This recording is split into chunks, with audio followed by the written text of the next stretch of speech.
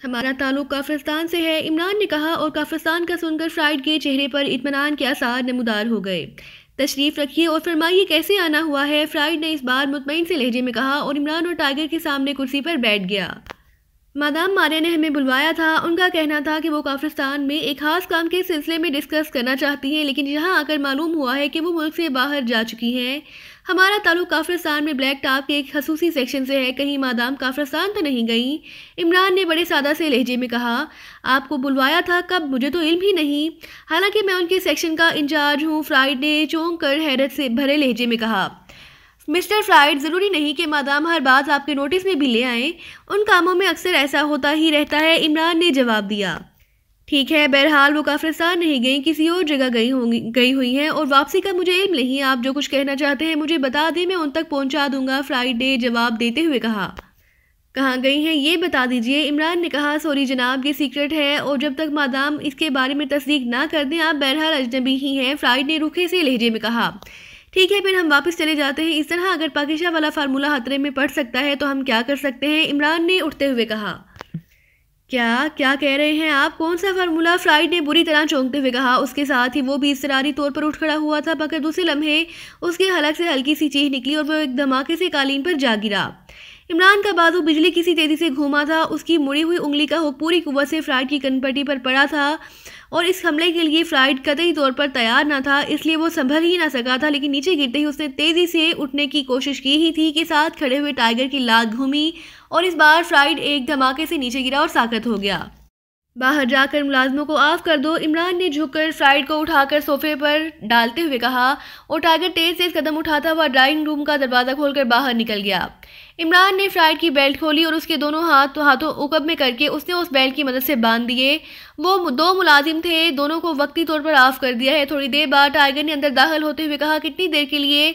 3-4 घंटों के लिए, टाइगर ने जवाब दिया और इमरान ने सर हिलाते हुए आगे बढ़कर सोफे पर पड़े हुए फ्राइड का मुंह और नाक दोनों हाथों से बंद कर दिए।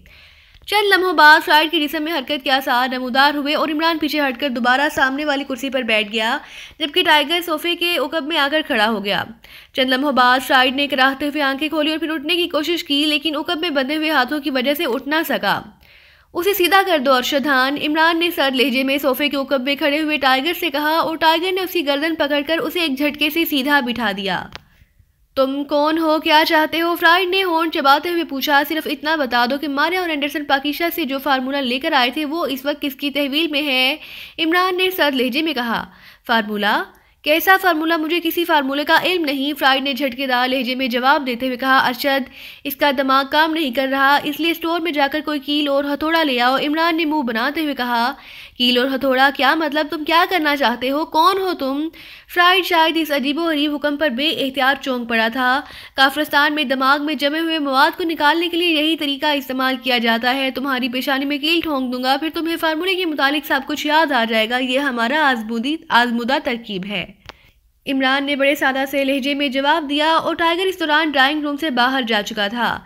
मगर कौन हो तुम? क्या वाकई तुम्हारा ताल्लुक काफिरस्तान से है या तुम पाकिशाई हो? फ्राइड ने होंठ चबाते हुए कहा। पाकिशाई हमारी तरह काम नहीं करते, वो तो तुम्हें देखते ही गोली मार देते। उनकी नज़रों में शख्सियात की ज़िंदगी से उनकी मौत अहम होती है। तुम्हारे ब्लैक टॉप को शायद इल्म ना था कि सरदार शेर जमान दरअसल काफिरस्तानी एजेंट था और वो काफिरस्तान के लिए खुफिया तौर पर इस फार्मूले पर काम कर रहा था। इसलिए ही पाकिशा को इसकी भनक तक ना पड़ने दी गई। फिर अचानक हमें पता चला कि सरदार शेर जमान को हलाक कर दिया गया है और फार्मूला गायब है। पाकिशाई पुलिस और इंटेलिजेंस वगैरह को चूंकि इस फार्मूले का सिरे से इल्म ही ना था, इसलिए वो उसे आम सा केस समझकर बेदिली से तफ्तीश कर रही है। लेकिन चूंकि हमने इस फार्मूले पर लगाई हुई रकम है, इसलिए हमें ये फार्मूला चाहिए। और फिर हमारी तफ्तीश के बाद ये मालूम हुआ कि ब्लैक टॉप के मारिया सेक्शन की चीफ मादाम मारिया एंडरसन के साथ ये फार्मूला ले गई हैं, चनाचे हम यहाँ आ गए हैं। अब ये दूसरी बात है कि मादाम मारिया यहाँ मौजूद नहीं है, वरना जो कुछ तुम्हारे साथ हो रहा है वही कुछ मारिया के साथ होता। हमें तो बहरहाल फार्मूला चाहिए, इमरान ने बड़े सादा से लहजे में जवाब दिया। उसी लम्हे टाइगर अंदर दाखिल हुआ और कदम बढ़ाता हुआ सोफे के करीब आ गया। उसके हाथ में वाकई एक बड़ा सा हथौड़ा और एक लंबा सा कील था। ठीक है, काफ़ी लंबा कील है, इससे मिस्टर फ्राइड का दिमाग चालू हो जाएगा। उसे नीचे लटा दो और ठोंक दो कील, इमरान ने इस तरह आम से लहजे में कहा जैसे किसी इंसान की पेशानी में कील ठोंकने की बात करने की बजाय किसी लकड़ी में कील ठोंकने की बात हो रही हो। मैं दुरुस्त कह रहा हूँ, मुझे किसी फार्मूले का इल्म नहीं, यकीन करो मैं बिल्कुल दुरुस्त कह रहा हूँ, मुझ पर यकीन करो। फ्राइड ने चीख चीख कर कहना शुरू कर दिया। कोई बात नहीं, अभी तुम्हें याद आ जाएगा, ये बड़ा आजमूदा नुस्खा है, इमरान ने कहा। उसी लम्हे टाइगर ने फ्राइड की गर्दन दबोच ली और एक झटके से उसे फर्श पर गिराकर उसके सीने पर कील रखा। फ्राइड ने बिल्कुल इस तरह पैर मारने शुरू कर दिए जैसे उसे यकीन हो कि अब उस पर कील ठोंक दिया जाएगा। तुम इसकी टांगें पकड़ो, कील मैं ठोंकता हूँ, इमरान ने कहा और टाइगर हथौड़ा और कील इमरान को देकर तेजी से पीछे हटा। दूसरे लम्हे उसने फ्राइड की दोनों टांगें पकड़ी और उन्हें एक दूसरे में घुमाकर इस तरह कर दिया जैसे रस्सी बटी जलाई जाती है, और उसके साथ ही उसने उसकी टांगों पर जोर से जोर डाल दिया। अब फ्राइड हिलने से भी माजूर हो चुका था, उसका चेहरा पसीने से तर हो गया था, आंखें खौफ से बाहर आ गई थी। इमरान ने बड़े इत्मीनान से बड़ा सा कील उठाकर उसकी नोक एंड फ्राइड की पेशानी के दरमियान रखी और फिर दूसरे हाथ में हथौड़ा उठाकर उसने उसे बुलंद किया ही था कि फ्राइड चीख पड़ा, रुक जाओ, मैं बताता हूँ, रुक जाओ, तुम लोग कैसे लोग हो, रुक जाओ। फ्राइड ने हिज़ानी अंदाज में चीखते हुए कहा, जल्दी बताओ वरना एक ही बार में पूरा कील तुम्हारी पेशानी में घुस जाएगा, इमरान ने सर्द लहजे में कहा। फार्मूला अधूरा था, नामुकम्मल था, इसलिए मादाम दोबारा पाकिस्तान गई हैं उसे हासिल करने, फ्राइड ने हिज़ानी अंदाज में चीखते हुए कहा। तो तुम दाज देने की कोशिश कर रहे हो, ठीक है फिर भुगतो, इमरान ने कहा और उसका हथौड़े वाला हाथ उठा हुआ था तेजी से नीचे आया और फ्राइड के हलक से चीख निकली और उसका जिस्म ढीला पड़ गया और वो खौफ की शिद्दत से बेहोश हो चुका था। इमरान ने हथौड़ा कालीन पर रख दिया और फिर कील से उसने फ्राइड के नथनों में हराशें डालनी शुरू कर दी। चंद लम्हों बाद फ्राइड ने जोरदार चीख मारी और दोबारा होश में आ गया, लेकिन खौफ की शिद्दत से उसका चेहरा बुरी तरह मुँह से हो रहा था। इमरान ने दोबारा कील उसकी पेशानी पर लगाई और हथौड़ा उठा लिया। मैं सच कह रहा हूँ फारगार्ड से एक, मुझ पर यकीन करो, मैं सच कह रहा हूँ। इस बार फ्राइड ने डूबते हुए लहजे में कहा और इमरान को भी एहसास हो गया कि फ्राइड वाकई सच कह रहा है। पूरी तफसील बताओ, इमरान ने सर्द लहजे में कहा। मादाम एंडरसन के साथ पाकिस्तान गई, उनका ख्याल था कि वहां जाकर वो हालात का जायजा लेकर फिर सेक्शन को बुलवाएंगी, मगर वो वापस आ गई। उन्होंने बताया कि वो फार्मूला ले आई हैं, इंतहाई आसानी से मिल गया था, लेकिन फिर चीफ बॉस ने इत्तला दी कि फार्मूला नामुकम्मल है, अधूरा है, असल फार्मूला नहीं है। इसलिए मादाम परेशान हो गई और दोबारा जाने के लिए तैयार हो गई। वहां जाकर उन्होंने अपने आदमी से तहकीकात कराई तो पता चला कि पाकिस्तान सीक्रेट सर्विस का एक खतरनाक एजेंट अली इमरान सुप्रिटेंडेंट फयाज के साथ तफ्तीश कर रहा है और सरदार शेर जमान हलाक हो चुका है। इस पर मादाम दोबारा एंडरसन को साथ लेकर पाकिस्तान गई, वो कल रवाना हुई हैं। फ्राइड ने इस बार पूरी तफसील बताते हुए कहा, किस नाम से उनके कागजात हैं और उसने कहाँ ठहरना है। इमरान ने पूछा। इस बार उनका नाम जूरी है, वो एग्रीमेंट कागजात पर गई हैं, मैंने ये कागजात तैयार कराए थे। एंडरसन फ्रैंक के नाम से गया है, उससे ज़्यादा मुझे इल्म नहीं, फ्राइड ने जवाब देते हुए कहा। ओके, तुमने सच बता दिया है, इसलिए मैं तुम्हें छोड़ रहा हूँ, इमरान ने कहा और उठ खड़ा हुआ। टाइगर, इसकी टांगें छोड़ दो, अब यहूदी आज़ाद होता फिर लेगा, इमरान ने टाइगर से कहा और वो दोनों तेज़ी से चलते हुए ड्राइंग रूम से बाहर निकले और फिर पोर्च में खड़ी कार की तरफ बढ़ गए। उसकी चाबियां उस राइड की जेब में होंगी, वो भी बाहर निकाल लाओ, फ़ोन की तार भी तोड़ दो, इमरान ने कार के करीब रुकते हुए बोला। उसे ख़त्म ना कर दूं ताकि हम इत्मीनान से वापस जा सकें, टाइगर ने बोला। नहीं, हाँ की हूँ रेजी उन्हें हमें नहीं अच्छी लगती, अलबत्ता ऐसा करो कि 3-4 घंटों के लिए उसे आफ कर दो, इतना वक्फा हमारे लिए काफ़ी है, इमरान ने कहा और टाइगर तेज़ कदम उठाता वापस डाइनिंग रूम की तरफ बढ़ गया। फयाज की सरकारी जीप जैसे ही सरदार शेर जमान की हवेली में जाकर रुकी, 2-3 मुलाजिम तेजी से उनकी तरफ बढ़े जो कि वो ड्राइविंग सीट पर था। नीचे उतर आया।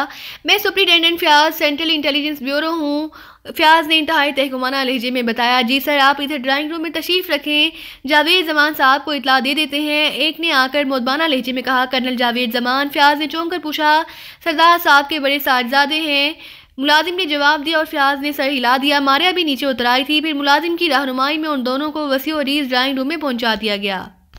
चंद लम्हों बाद एक लंबा तिरंगा और कदावर नौजवान अंदर दाखिल हुआ। उसकी शख्सियत इस कदर बारोब थी कि फयाज बेइख्तियार उठ खड़ा हुआ। मारिया भी उठ खड़ी हुई। मेरा नाम कर्नल जावेद जमान है, आने वाले ने गूंजदार लहजे में कहा। मैं सुप्रिटेंडेंट फयाज हूँ, सेंट्रल इंटेलिजेंस ब्यूरो से आया हूँ। ये मिस जोली हैं, गैर मुल्की सहाफ़ी हैं, सरदार साहब के कत्ल के केस में दिलचस्पी ले रही हैं। इंटेलिजेंस सरदार साहब केस होलनाक कत्ल की इंक्वायरी कर रही हैं, हमने लिबार्टरी चेक करना है। फयाज ने इस बार कदरे मोदबाना लहजे में कहा, क्योंकि वो वाकई सरदार कर्नल जावेद जमान की शख्सियत और उनके ओहदे से जहनी तौर पर मरूब हो चुका था। मगर लिबार्टरी में आपने क्या देखना है, कर्नल जावेद जमान ने हैरत भरे लहजे में पूछा। तफ्तीश से एक नया रुख सामने आया है कर्नल साहब कि ये वारदात किसी अहम फार्मूले के लिए की गई है, लेकिन फार्मूला फिर भी कातिलों के हाथ नहीं लग सका, इसलिए हुकूमत चाहती है कि इस फार्मूले को तलाश किया जाए। वो यकीनन लिबार्टरी में ही कहीं होगा। फयाज ने कहा, अब ये दूसरी बात है कि ये बात उसी बातों में मारिया ने उस रास्ते में समझा दी थी और इस वक्त फयाज ने मारिया की बताई हुई बात ही तोते की तरह बगैर समझे दोहराए चला जा रहा था। ओ वो फार्मूला महफूज है, वालिद साहब ने उसे दारुल हुकूमत के एक लाकर में रखा हुआ था। उसका इल्म सिर्फ मुझे ही था क्योंकि वो लाकर मेरे ही नाम पर है, इसलिए आप उसकी फिक्र ना करें। मैं खुद ही लाकर से निकाल कर आला हकाम को भिजवा दूंगा क्योंकि अब वालिद साहब की वफात के बाद वो हमारे लिए तो बेकार ही है। कर्नल जमान ने जवाब दिया तो मारिया बे एहतियात चौंक पड़ी। इसके बावजूद कर्नल साहब, अगर आप हमारे साथ चलकर हमें एक नज़र लेबॉर्ट्री दिखा दें तो मैं अपनी केस स्टोरी में ज़्यादा तफसीलात दर्ज कर सकूंगी, आपकी मेहरबानी होगी। मारिया ने कहा, आपका ताल्लुक किस अखबार से है? कर्नल जावेद जमान ने चौंक कर मारिया की तरफ देखते हुए पूछा। क्रीमिया के सबसे मारूफ अखबार ग्रेट टाइम से उसकी चीफ क्राइम रिपोर्टर हूँ, मारिया ने जवाब दिया और पर्स खोलकर उसने बाकायदा शनाख्ती कार्ड निकाल कर और कर्नल जावेद जमान की तरफ बढ़ा दिया। कर्नल जावेद जमान ने कार्ड लेकर उसे गौर से देखा और उसके चेहरे पर इत्मीनान के तासुरात नुमायां हो गए। लेकिन क्रीमिया के एक अखबार को इस केस से क्या दिलचस्पी हो गई है कि ये कोई बैनुल अक़वामी केस तो नहीं है, एक आम सी कत्ल के वारदात है। कर्नल जावेद जमान ने हैरत भरे लहजे में कहा, आपकी नज़र में आम है, हमारी नज़र में इस फार्मूले की वजह से इसकी इंतहाई अहमियत है। और फिर आपके वालिद का अजीब व गरीब किरदार भी अपने अंदर बेपनाह हैरत रखता है। जाहिर है एक आम से जागीरदार का इतना बड़ा साइंसदान होना इंतहाई सनसनीखेज बात है। मारिया ने मुस्कुराते हुए कहा, ओ अच्छा ठीक है, लेकिन मैं तो मसरूफ़ हूँ, आपके साथ ना जा सकूँगा, मैं मुलाजिम को आपके साथ भेज देता हूँ। कर्नल जावेद जमान ने कहा और कुर्सी से उठ खड़ा हुआ। ठीक है, आप मुलाजिम को भिजवा दें, फयाज ने इत्मीनान भरे लहजे में कहा। कर्नल साहब, अगर आप मेहरबानी करें तो कल का कोई वक्त इनायत कर दें, मैं आपका तफसीली इंटरव्यू करना चाहती हूँ। मारिया ने बड़े मोदबाना लहजे में कहा, ओ शुक्रिया, लेकिन मैं तो कल सुबह वापस ड्यूटी पर जा रहा हूँ। कर्नल जावेद जमान ने मुस्कुराते हुए कहा, फिर ऐसा है कि मैं रात यहीं रुक जाती हूँ, सुपरिटेंडेंट साहब वापस चले जाएंगे, आपको रात जिस वक्त भी फारिग हो मुझे इंटरव्यू दे दें। मारिया ने इसरार करते हुए कहा, अगर आप इतनी जिद कर रही हैं तो ठीक है, मैं खुद आपके साथ चलता हूँ, आप लेबॉर्ट्री भी देख लें और साथ साथ इंटरव्यू भी होता रहेगा। कर्नल जावेद जमान ने कहा और मारिया ने असबात में सर हिला दिया। इसके साथ ही सुपरिटेंडेंट फयाज का मुंह बन गया। लेबॉर्ट्री तो सिर्फ मिस जूली ने ही देखनी है, मैं तो इसलिए आया था कि शायद वहाँ से फार्मूला मिल जाए, लेकिन अब जबकि वहाँ फार्मूला मौजूद ही नहीं है तो फिर मेरे साथ जाने की क्या ज़रूरत है? दोनों लेबॉर्ट्री देख आएँ, फिर वापसी पर मैं मिस जूली को साथ ले जाऊँगा। फयाज ने इंतहाई बोरियत भरे लहजे में कहा, ठीक है सुपरिटेंडेंट साहब, आप आराम फरमाएं और हम लोग जा रहे हैं। मारिया ने फ़ौरन ही उसकी बात की तायद कर दी क्योंकि वो दिल से तो यही चाहती थी। थोड़ी देर बाद वो कर्नल की कार में बैठी राजा बाग की तरफ जा रही थी। कर्नल साहब, ये फार्मूला कितने सिफात पर मुश्तमिल है आपने तो देखा होगा। मारिया ने फ़ौरन ही अपने मतलब की बात पर आते हुए कहा, हाँ एक फ़ाइल है, इसमें 10 या 12 सिफात होंगे। कर्नल जावेद जमान ने जवाब देते हुए कहा, आमतौर पर तो ऐसे फार्मूले हुकूमत की हिफाजत में रखे जाते हैं, एक आम से बैंक के लाकर में तो यकीनन ये इंतहाई गैर महफूज होगा। मारिया ने मुंह बनाते हुए कहा, अरे नहीं मिस जूली, ऐसी कोई बात नहीं, वाली साहब मेरे अलावा आज तक किसी को इल्म ही ना था कि असल फार्मूला किधर है, और फिर लाकर भी मेरे नाम पर है। तीसरी बात यह कि सिटी बैंक की मेन ब्रांच के लाकर सबसे महफूज समझे जाते हैं, वहाँ किसी किस्म का कोई खतरा हो ही नहीं सकता। कर्नल जावेद जमान ने हंसते हुए कहा, मेन ब्रांच तो बेशुमार लाकर होंगे, अगर किसी को आप वो लाकर का नंबर मालूम हो जाए तो आसानी से अपने लाकर के साथ साथ आपका वाला लाकर भी खोल सकता है। मारिया मुसलसल अपनी बात पर अड़ी हुई थी। जी नहीं मिस जूली, फार्मूला आम लाकर में नहीं है, स्पेशल लाकर में है। आम लाकर से उसकी फ़ीस 8 गुना ज़्यादा होती है और इसी तरह महफूज भी 8 गुना ज़्यादा होता है। कर्नल जावेद जमान ने कार राजा बाग के उस अंदरूनी हिस्से जहाँ लेबॉर्ट्री मौजूद थी रोकते हुए कहा और फिर दरवाज़ा खोलकर वो नीचे उतर आया। मारिया भी कार से नीचे उतर आई। लेबॉर्ट्री का मेन गेट बंद था। कर्नल जावेद जमान ने जेब से चाबी निकाली और गेट खोल दिया। थोड़ी देर बाद मारिया कर्नल के साथ पूरी लेबॉर्ट्री घूम चुकी थी। बज़ाहिर वो हर एक चीज़ को इस तरह देख रही थी जैसे उसे इन सब में इंतहाई गैर मामूली दिलचस्पी हो। क्या यहाँ सरदार साहब अकेले काम करते थे?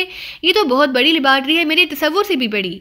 मारिया ने कहा, अरे नहीं, कुछ साइंसदान उन्होंने मुलाजिम रखे हुए थे, लेकिन अब डैडी की वफात के बाद जाहिर है उनका यहाँ क्या काम था, इसलिए वो चले गए। मैं अब सोच रहा हूँ कि फार्मूले के साथ साथ इस लेबॉर्ट्री को भी हुकूमत के हवाले कर दूँ। यहाँ रिसर्च वर्क होगा तो वाली साहब की रूह को भी तस्कीन मिलेगी।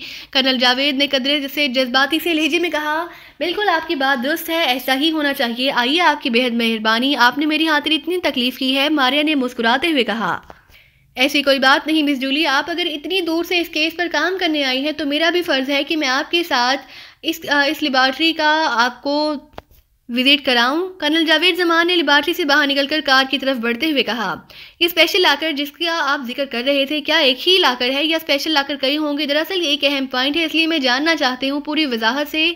इसका जिक्र अपनी रिपोर्ट में करूंगी, कार में बैठते हुए मारिया ने कहा। स्पेशल लाकर 10 हैं, इनके लिए अलग हिस्सा मुकर्रर है, खसूसी इंतजामात होते हैं। हमारे लाकर का नंबर 10 है। पहला फार्मूला आम लाकर में ही रखा गया था, लेकिन डैडी को इस बारे में फिक्र रहती थी, इसलिए उन्होंने खुद ही भाग दौड़ कर स्पेशल लाकर का बंदोबस्त किया।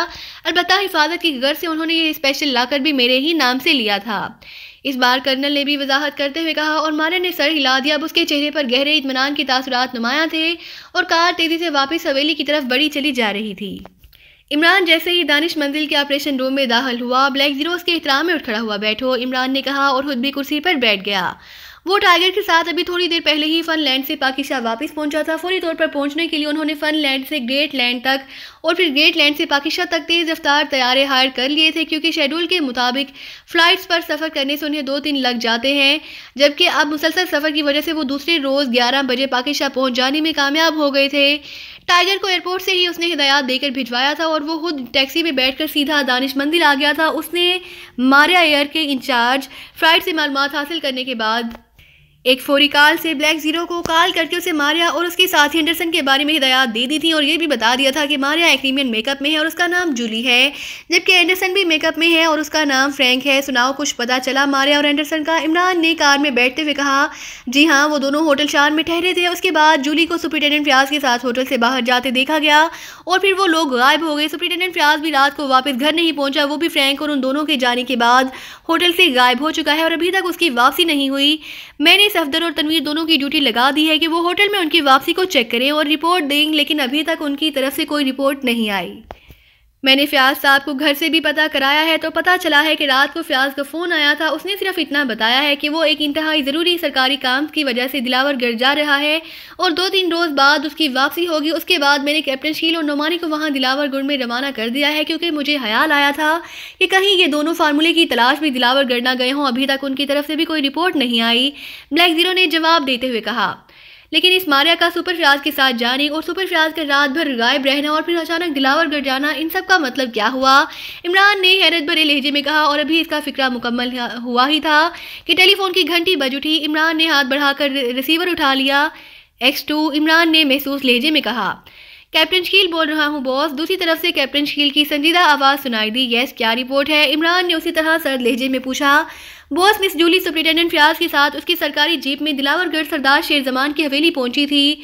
मिस जूली ने अपने आप को क्रीमिया के मशहूर अखबार ग्रेट टाइम्स की चीफ क्राइम रिपोर्टर बताया था, जहां इनका इस्तकबाल सरदार शेर जमान के बड़े साहबजादे कर्नल जावेद जमान ने किया था। जब हम वहां पहुंचे तो कर्नल साहब दारुल हुकूमत जाने के लिए तैयार हो रहे थे। फिर मैंने उन्हें स्पेशल फोर्स का कार्ड दिखाकर बातचीत की, क्योंकि मुझे पहले से ही एक मुलाजिम ने बता दिया था कि रात मिस जूली सुपरिटेंडेंट फयाज के साथ आई थी और कर्नल साहब से मिली थी। कर्नल साहब ने उन्हें वो लेबॉर्ट्री दिखा दी जो वो देखना चाहती थी। इस दौरान सुपरिटेंडेंट फयाज भी हवेली में मौजूद था। वो वापसी पर मिस जूली सुपरिटेंडेंट फयाज के साथ सरकारी जीप में बैठकर दारुल हुकूमत चली गई थी। कैप्टन शकील ने तफसीलात बताते हुए कहा। ये कर्नल साहब अब किधर हैं? इमरान ने होंठ चबाते हुए कहा। वो दारुल हुकूमत जा चुके हैं। उन्होंने बताया था कि उन्होंने शुमाली छावनी में अपनी पोस्टिंग पर रिपोर्ट करनी है। वो सुबह ही चले जाते, लेकिन चंद खानदानी मामलात निपटाने की वजह से उन्हें देर हो गई है। कैप्टन शकील ने जवाब देते हुए कहा। ठीक है, अब तुम वापस आ जाओ, इमरान ने कहा और रिसीवर केडल पर रख दिया। उसके चेहरे पर गहरे संजीदगी के तासुरात नुमाया थे। ऑपरेटर से मालूम करो कि शुमाली छावनी एक्सचेंज का नंबर मिलाओ, इमरान ने ब्लैक जीरो से कहा और ब्लैक जीरो ने रिसीवर उठाकर एक्सचेंज के नंबर डायल करने शुरू कर दिए। फिर उसने नंबर डायल किया और रिसीवर इमरान की तरफ बढ़ा दिया। यस, शुमाली छावनी एक्सचेंज, ऑपरेटर की आवाज़ सुनाई दी। मेरा नाम अली इमरान है और मैं कर्नल जावेद जमान का रिश्तेदार हूँ। उन्होंने अभी थोड़ी देर पहले ही इस छावनी में पोस्टिंग रिपोर्ट की है। मैंने उनसे ज़रूरी और अहम बात करनी है, उनसे बात कराओ, इमरान ने इंतहाई संजीदा लहजे में कहा। होल्ड ऑन करें, मैं मालूम करता हूँ, दूसरी तरफ से कहा गया। और फिर काफ़ी देर तक खामोशी के बाद एक भारी आवाज़ सुनाई दी। यस, कर्नल जावेद जमान बोल रहा हूँ। कौन साहब बात कर रहे हैं? बोलने वाले के लहजे में हल्की सी हैरत थी। कर्नल जावेद जमान, मैं अली इमरान बोल रहा हूँ, सर रहमान का बेटा, इमरान ने कहा। ओह अच्छा, मैं पहचान गया हूँ, एक बार आपसे मुलाकात हुई थी। फरमाइए, कैसे फ़ोन किया और आपको कैसे मालूम हो गया कि मैं जहाँ हूँ? अभी चंद लम्हे पहले ही तो मैंने जहाँ पोस्टिंग की रिपोर्ट की है, कर्नल जावेद जमान ने हैरत भरे लहजे में कहा। आपसी दिलावरगढ़ में स्पेशल फोर्स के आदमी मिले थे, मेरा ताल्लुक भी उसी स्पेशल फोर्स से है और मैं आपके वालिद सरदार शेर जमान के कत्ल की तहकीकात कर रहा हूँ, इमरान ने उसी तरह संजीदा लहजे में कहा। अच्छा फरमाइए, कर्नल जावेद जमान ने भी संजीदा होते हुए जवाब दिया। ग्रेट टाइम्स की chief crime reporter miss Julie आपसे मिलने आई थी और उन्होंने आपके साथ मिलकर लिबार्ट्री देखी, क्या उसने वहाँ किसी किस्म की कोई तलाशी ली थी? इमरान ने पूछा। नहीं, तलाशी नहीं ली थी, अलबत्ता हर चीज़ को उसने बड़ी दिलचस्पी से देखा था। वैसे अगर तलाशी लेते तो उनके साथ आने वाले इंटेलिजेंस के सुपरिटेंडेंट फयाज थे, क्योंकि उन्होंने मुझे बताया था कि वो फार्मूला तलाश करने आए हैं ताकि उसे सरकारी काम के हवाले कर दिया जाए, जिस पर मैंने उन्हें बता दिया कि फार्मूला तो बैंक के लाकर में महफूज है और मैं खुद सरकारी तहवील में देना चाहता हूँ, कर्नल जावेद जमान ने कहा। और इमरान उसकी बात सुनकर बेएहतियात उछल पड़ा। और ये बात उस जूली के सामने हुई थी? इमरान ने तेज़ लहजे में कहा। जी हाँ, क्यों? कर्नल जावेद जमान ने हैरत भरे लहजे में कहा। फिर उस जूली ने आपसे फार्मूले के मुताबिक मजीद मालूमात हासिल की होंगी? इमरान ने होंठ चबाते हुए पूछा। हाँ, वो अपनी रिपोर्ट में उसका तफसील से जिक्र करना चाहती थी। मैंने उसे बता दिया कि फार्मूला सिटी बैंक की मेन ब्रांच में है और उसके स्पेशल लाकर में महफूज है।